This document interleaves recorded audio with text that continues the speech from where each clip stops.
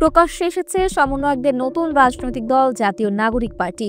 এর মধ্যেই তারা আগামী নির্বাচনকে ঘিরে সাজাচ্ছে কর্মপরিকল্পনা। তবে নির্বাচন প্রসঙ্গে সব সমন্বয়কদের মধ্যে যিনি এগিয়ে আছেন তিনি আব্দুল হান্নান মাসুদ। অনেকেই বলছেন এনসিপি থেকে যদি একজন মাত্র ব্যক্তিও এমপি হতে পারেন তিনি আব্দুল হান্নান মাসুদ। নাগরিক পার্টির আত্মপ্রকাশ অনুষ্ঠানেও সবচেয়ে বড় সুরাম দিয়েছে মাসুদের সমর্থকেরা। সুদূর হাতিয়া থেকে মাসুদকে সমর্থন জানাতে এসেছিলেন হাজার হাজার মানুষ। জাতীয় নাগরিক পার্টি নেতাদের মধ্যে জনসংযোগের দিক থেকে অনেক এগিয়ে আছেন আব্দুল হান্নান মাসুদ। আওয়ামী শাসনামলে অবহেলিত একটি আসন নোয়াখালী ৬। গণঅভ্যুত্থানের পর প্রথমবার যখন আব্দুল হান্নান মাসুদ তার জন্মভূমিতে গেলেন তখন হাজারো নারী পুরুষ তাকে এক নজর দেখতে এসেছিলেন। অনেকেই তাকে আবেগে জড়িয়ে ধরে জানিয়েছেন তাদের বঞ্চনার ইতিহাস। এরপর থেকে বিগত কয়েক মাস ধরে আব্দুল হান্নান মাসুদও হাতিয়ায় তার অবস্থান জানান দিচ্ছেন।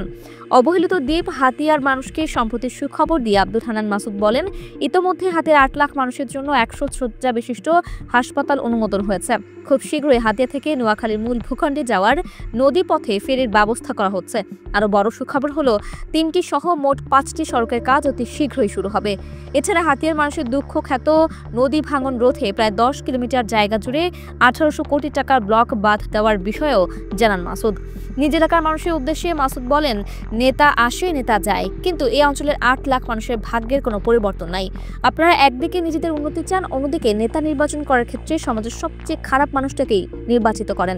আগামীর বাংলাদেশ হবে তারুণ্যের বাংলাদেশ। একটি সমাজের নেতা হবে ওই অঞ্চলের সবচেয়ে শিক্ষিত, মার্জিত ও সুন্দর চরিত্রের মানুষটি।